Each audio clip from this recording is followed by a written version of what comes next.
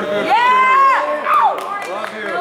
right, hey, couple things for the audience. If you've never been one of these before, first, we appreciate you coming to support one of your classmates. If you're in the audience, phones, put those away, make sure they're silenced, take AirPods out, all those things. For the next 10 minutes, I just want you to sit back and listen to Peyton here. If you haven't been to a Red Talk before, the students in our speech class here basically have a topic that they're passionate about, they feel like they have some expertise, and they share that topic for about 10 minutes on stage. I know Peyton has a little interaction today. She has some prizes for getting questions right. If you think of a question that you want to ask her at the end, I think we have some prizes for that as well. So be thinking of some questions maybe throughout this that you could ask. Peyton's is called the F word today, which is an intriguing title. You'll find out what that means in just a minute here.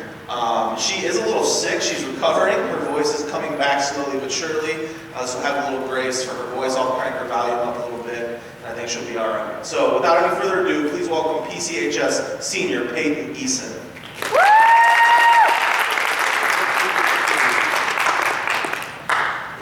Hey y'all. To begin, I'd like you guys to close your eyes, and I mean actually do it. Let me paint this vivid picture for you. Imagine, the sky is blue filled with picturesque clouds. The stream glistens as the sun's rays beam down, as the water flows through its pebbles. A mother deer and her fawn gaze and run through the grass. Mothers watch their children slide down that big yellow slide like from your childhood in the park. The oceans are filled with sharks, minnows, whales, and so much more. But this is only a backdrop. As you walk away from this tall painted backdrop, you see now that the sky is blackened with smoke from tire factories. The beautiful stream is still flowing, but now over cans and bottles. There is no park anymore. It is only a subdivision housed by rich people and busy roads. Those deer no longer have a home. And that ocean has no life. The only thing swimming in it is our unrecycled trash and oil. Now, open your eyes. Before you think this is just another ordinary talk about climate change, it isn't. It's about the F word. Now, not the F word you're all thinking, so get that nasty word out of your minds. This F word is the key to everything. It's fungi. You may be wondering what type of fungi can help us and Earth make this big change. Now, I'm not talking about the types of mushrooms you see on your dinner plate, or the magical effects mushrooms like in Alice in Wonderland. In fact, it's not even a mushroom at all. And no, before you go thinking I'm going to tell you to release some crazy virus like in the most popular TV show in America, The Last of Us, no matter how cool but terrifying that be, that's not the path that I'm jumping on. My path is simply just fungi. I'm going to dig deeper on what fungi actually is, since I'm sure many of you don't know. Well, it is any organism who feeds on organic matter, such as molds, yeast, and specific types of mushrooms, not like the ones I mentioned. That fuzzy thing growing on your 2-week-old leftovers in the back of the fridge that your mom made that you didn't like, that's fungi. This tiny fungus, the size of the tip of an ink pen, named ectomycorrhizal fungi, is the key that we've been missing to this huge door for centuries.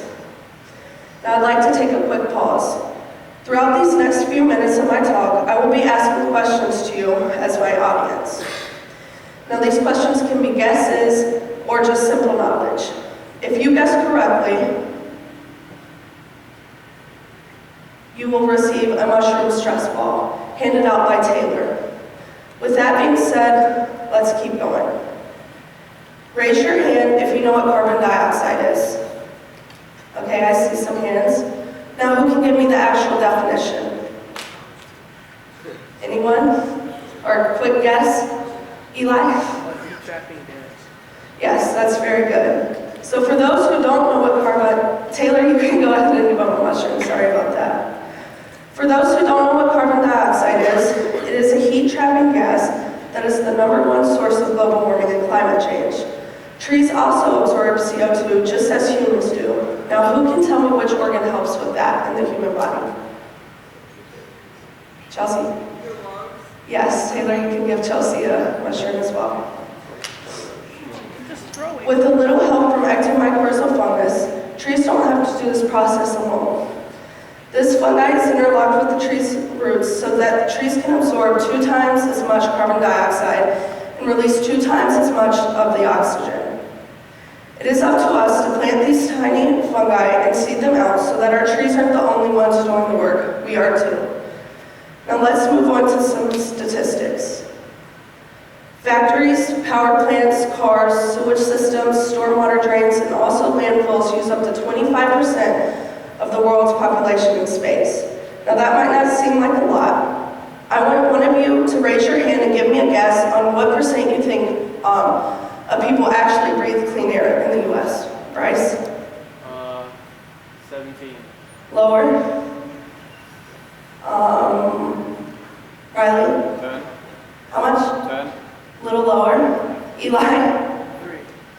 A little higher. It's actually 5%. So,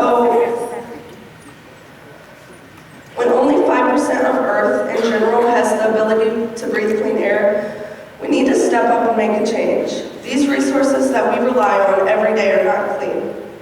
Just like the dishes growing a sweater in your sink. I'm sure you need to clean those. And that's also fungi. Just because those factories are there does not mean they're doing the job the government claims. I mean, let's be honest, you see more trash on the roads, more landfills, more power plants than you do recycling plants. Now, back to our F word. Think of the ectomycorrhizal fungus as having a symbiotic relationship with the trees, meaning they basically work for each other, but both provide nutrients for the other to grow and survive. Now, this fungus and tree aren't the only ones participating in this process.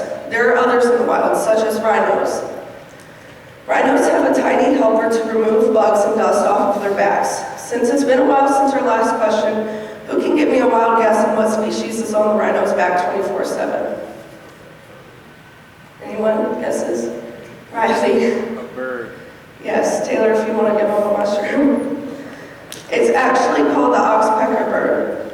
Now, in order for this fungus to do its job and keep thriving, we need more trees. Raise your hand if you guys know Miss Reddick. Oh, yeah. Okay. So, Miss Reddick is, in my opinion, one of the best science teachers at PCHS. Well, according to her, less than 2% of Earth's natural forests are left. And you better know that I believe her. By planting more trees and ectomycorrhizal fungi, we won't have to hide behind that backdrop anymore. Now, for the next few minutes, I'd like you to pretend I'm Miss Frizzle. We even have red hair. See the resemblance? I want you guys to buckle up, put your helmets on, and get ready to travel 54 years into the future. The ozone layer has ripped completely. Earth has lost billions of years due to climate change, and us not making a change. And the Earth is nothing but a ball of plastic floating in the Milky Way. Now put your gas mask on, because if you take one breath here, you die.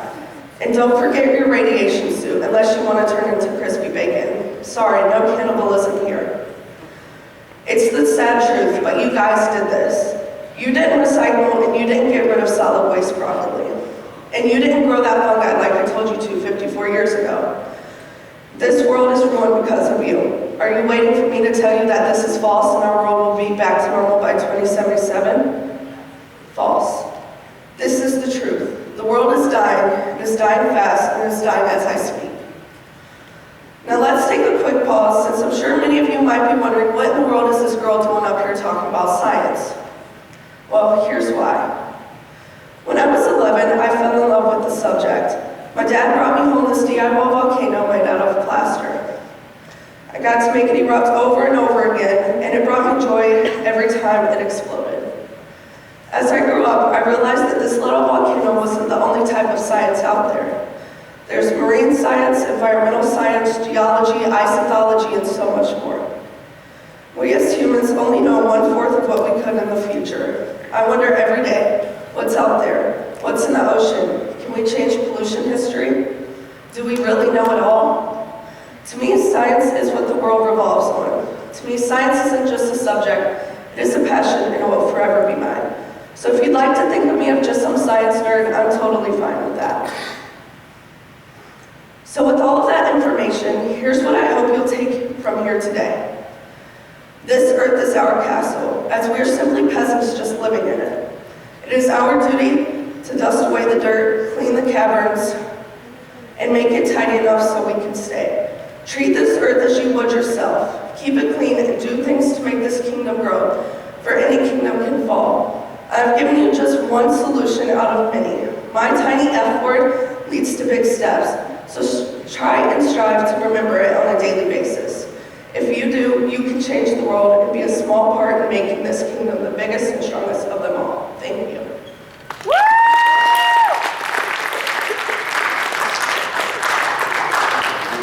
All right, let's hear from Peyton. Nice job, Peyton. Thank you.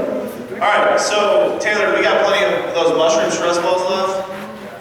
Okay, so we're gonna give out some if you can ask a question. Come on, let's turn some lights on. All right.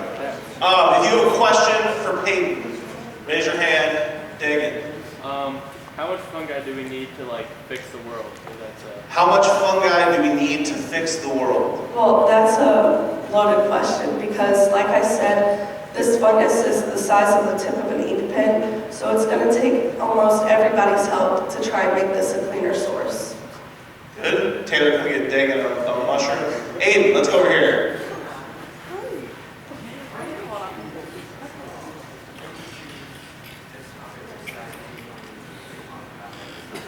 Why did you choose this topic?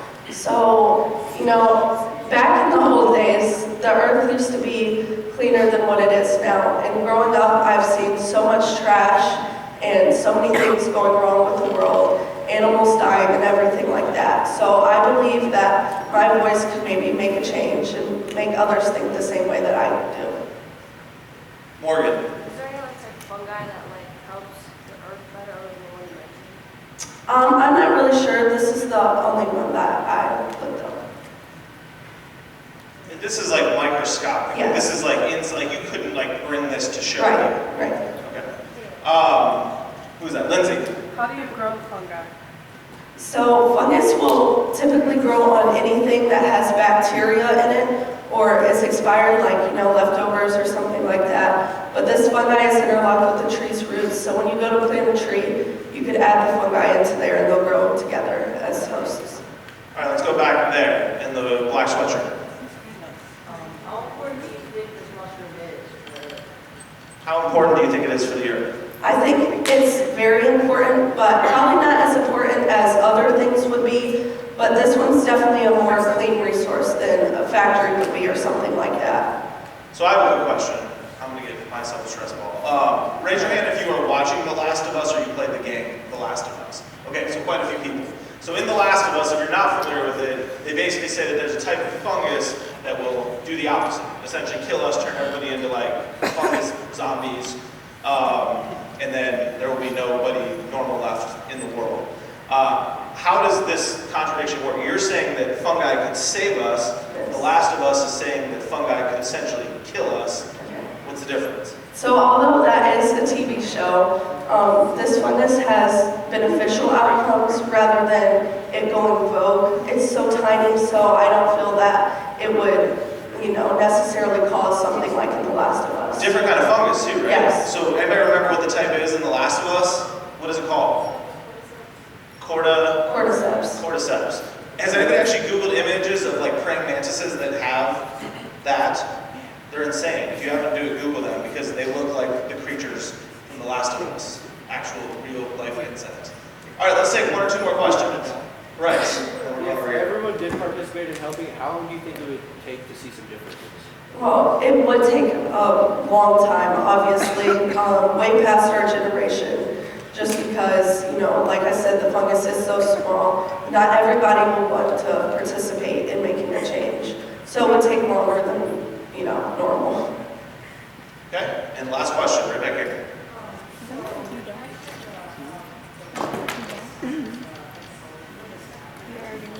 I didn't hear. Can you say that one more time?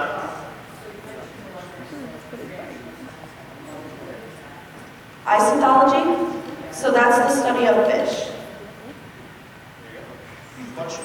Okay, we appreciate everybody coming today. I want to, in a second, give Peyton another round of applause. Before that, our next round is Atlas, Kyle, and Milena.